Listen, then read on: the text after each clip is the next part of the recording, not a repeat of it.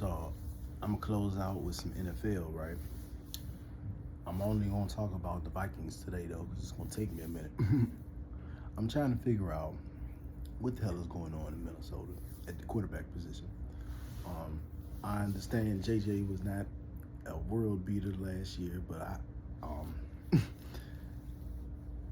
I can't blame like what happened in Minnesota last season is not just at the feet of a JJ McCarthy, and he missed his first season uh, with an injury. So I really treated this past season like it was his rookie season. So um, you trade for Kyler Murray, which is cool because I think if they have in a sense of a QB competition between just a JJ McCarthy and a Kyler Murray, I think that's very healthy competition.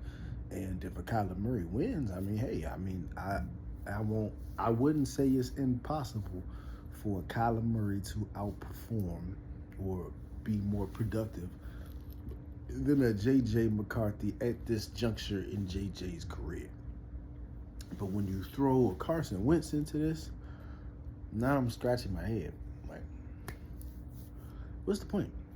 I mean, did the Vikings forget that how high they drafted this dude? Like, this is just bad front office management at this point, because these picks, when you go that high up into the first round, these picks are supposed to mean something.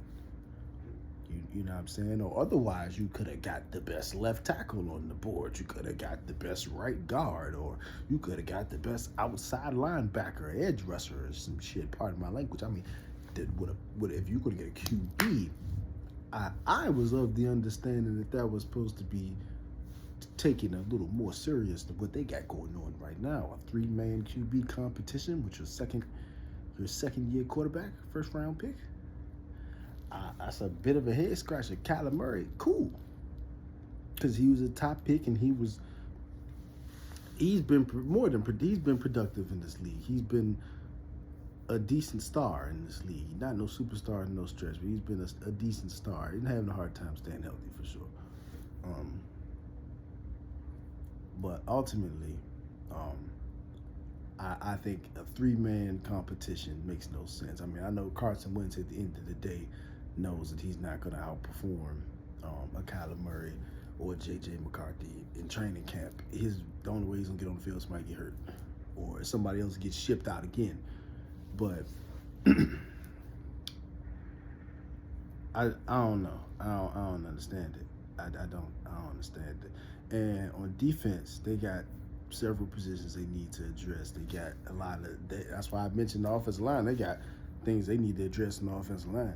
I don't understand, trading these picks for these quarterbacks where I feel like opportunity is being missed for you to address the things that also contributed to your losing record last season, and not just a JJ, pretty much a rookie but second year player JJ McCarthy, who FYI first round pick. If I'm not mistaken, like I'm pretty sure he was a first round pick. I'm still like, maybe I probably just need to go watch him again, I guess maybe he was that bad, but even again, he didn't play his rookie season, so this is his rookie season. He didn't play. You got all of this, like, oh yeah, he's got to be ready as soon as they come out the box stuff. I don't subscribe to that, man. I grew up in the era. I watched Aaron Rodgers back up Brett Favre. I watched Tony Romo back up. No, excuse me. Tony Romo had already taken Drew Bledsoe's spot by the time I came up. But I watched Dak Prescott take Tony Romo's job. He was under Tony Romo. You know what I mean? I watched a lot of the guys. They were backups for the OGs, and did they take over? So it works. All the greats, they did it. It's a rare class of guy that comes out swinging and he's effective and wins a little bit. Like, that's a rare class. Like a CJ Stroud, he's in a rare class. It's a rare class of a QB. Young man comes out the gate winning ball games, he has changed the whole horoscope of the Houston Texans franchise. They haven't seen days this bright ever in history. Like, it's not even a sense. They just haven't.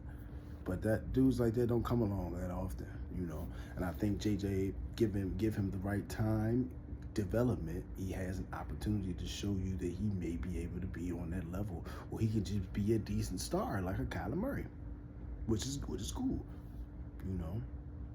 I mean, if you wanna, I don't agree with putting that pressure on him now, but it's business, right? It's good for business. But Carson Wentz in that mix, like if y'all, I hope they're not saying like, oh yeah, Carson Wentz got a real chance to start. Don't fill his head up with all that, because now this is going to be a big mess. None of these dudes are going to play well because you just feeding them all BS. I don't understand it, man. It corrupts the development of the young quarterbacks. I love to see. I'm interested to see how he's going to respond, but I don't particularly agree with it though. What y'all think though? So, also just then this morning, Darren Peterson says that his freshman season up and downs were contributed to mental health and physical health setbacks. Okay. Now, there's no judgment here. I'm simply asking you guys, what do you think? I do know the physical setbacks. He was injured. All right, we do know that. Okay, I'm pretty sure that's where the whole subbing himself out kind of thing derives from, injury, you know what I'm saying, being worried about getting injured. And I'm sure there is a mental aspect of that, nerve-wracking anxiety, things of that nature, right? But when you getting paid, now I gotta ask a little more directly, like, are you being specific, or are you damage controlling? Or what do you guys think? Is he getting into specifics? Is he opening up, or is he damage controlling? Because his stock ain't worth nothing. So I do find it rather convenient that he wants to run it back another season. I find that a little convenient. But in college, you never know, and then they got a little bit more incentive to stay because again they got the NIL chicken. So, and if Kansas runs it back, I mean, yeah, I like their chances of making a very dope tournament run. I think a dope tournament run where they do some winning would do wonders for his stock, especially if he's on front line fighting with his guys, not subbing himself out, right? But what do y'all think, man? Like, do y'all think that's really what it is, like, in totality? At 100% happened. I'm not questioning if it happened, but do you guys think that, like, that's it, that's all? Or is Brody damage controlling to maintain that top 3 status going into next season for the draft and to ease the minds of the GMs, executives and things of that nature who are still looking at him at Kansas? Because I mean, let's keep it a bean. Like, all of us OG athletes, OG competitors, we did like this DP, bro. If DP is available, I don't want to talk to him. I ain't dealing with him if he's not available after pick number 8. Y'all go on ahead. Go on ahead with all that. It's pretty much what we said, and I think that he understands that is hurting his business stock. So I feel like it might be damage control, but then again, I feel like we may be underestimating what goes into the mind of an athlete that suffered a potentially like derailing injury. So what y'all think, man? Damage control, legitimate, transparency. What y'all think? What up, y'all? Prosperity TV is back underway. Prosperity Sports Zone is back on air. Season 4, episode 2. Y'all know the drill. We've received some very, very quality feedback, man. We got good output on episode 1. I think all the platforms combined, I just cleared 1,000 views. So, for perspective, that never happened during any of the other 3 seasons while I was under contract and getting paid with Roku. So, I'm very happy with that. You know what I mean? Very happy with that. And we just gonna keep rolling it out the same way. You know, I'm gonna stick to that method for this season, see how that works. Ain't nobody really say nothing about this format that's actually watches this. We did have like a heckler situation over the weekend. I'm sure y'all saw on the label page, but that ain't nothing to be wasting my camera time talking about. But you know, this camera angle works for now. I'm gonna be going back to the neighborhood soon and filming over there. I'm gonna be like on the couch with it, me and my brother, so that'll be like more fun. But unfortunately, I'm here because I read some unfortunate news on this Tuesday morning. Cam Thomas got waived. Now, I don't know where all these Cam Thomas haters came from, bro. I don't. It seemed like everybody loved Cam Thomas when he was on the Nets. I don't know how that works. Okay, so I know a lot of people were naysaying him out the gate because he shoots a lot, but what I don't understand with that whole logic is, how does one score points without shooting a lot? You know, I think every single guy who scores points is shooting a lot, all of them. Like, we don't have any J.J. Hicksons or who else?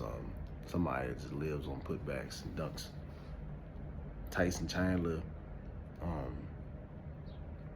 You know what I'm saying? DeAndre Jordan. We don't have none of those that are scorers, like legitimate scoring factors. We don't have none of those. So in this league, if you're scoring, you're putting the ball up a sizable amount. You're shooting a sizable amount of shots. That's just how that works in this league. So I don't understand that. That's real weirdo behavior to me. There are no routine, like, even mid-tier premium scorers. They not chucking up no shots. Like, that's just how that works. It's part of the territory. I don't understand. So another thing I don't understand is the Bucks, Doc Rivers, right? Y'all just throwing in the towel, bro. Not on him. But what this move tells me is you throwing in the towel on the season. Like, I ain't even trying. Like, bro, when a bad team makes a move like this, it's not the same thing as when a contender makes a move like this. It's not the same thing. Now, the Bucks are not a horrible team, but considering their roster construction, what their expectation was going into the season and what their current record is, and the record, let me highlight something else. Their record is the way that it is because of losing streaks. Like, they not even bad, but they just they'll drop 7 straight, 5 straight. They at one point lost 9 straight. So, like, you not solving nothing by waiving Cam Thomas. You just cutting him out of an opportunity to play well enough to get paid from y'all. You know, and forcing him to go back on the free agency with a 10 points per game average with only what he played. But he played. What they say, Shorty played 14 games or 20-something games for the Bucks. Like, he's going to end up signing another short-term 1 year. That's all that was. That's all that was. It wasn't, they did not get better. They did not save any money because they didn't sign him for nothing in the first place. So, like, it's all BS, and they're a bad team. So, again, if you're a contender, you really don't got to explain yourself when you make moves like this if you're a contender. But you're not a contender. They ain't even contender for the play-in. So, that's some cold, hard facts for you, bruh. I'm sorry, all those Cam Thomas naysayers, I'm sorry, this is not exactly what you was wanting to hear, but it's the truth. So, economics, bitch, I keep the hood employed. Ay, shooters on consignment, all they know search and destroy. And you will catch a bullet in the field, time to boy. The barrel of this Ruger is some shit you should avoid.